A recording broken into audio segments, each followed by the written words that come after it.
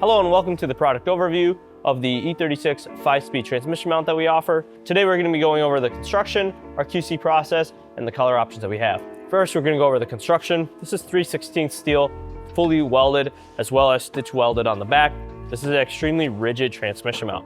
You'll notice that the factory cast iron ones always crack, especially when you go and upgrade the bushings. Now these will take just about any abuse you can throw at it. Our QC process for this is relatively simple. Because this is CNC formed, we have a fixture that we just make sure that it hits the points on the chassis correctly, as well as the welds are professionally solid, and making sure there's no major dings, dents, or scratches on the powder coated finish itself. Once it passes our QC process, that's really about it. We throw it into a box and it ships to you.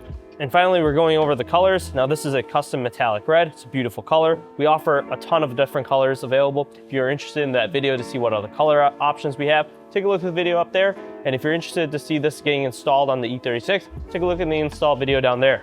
If you have any other questions or concerns, give us a call or shoot us an email.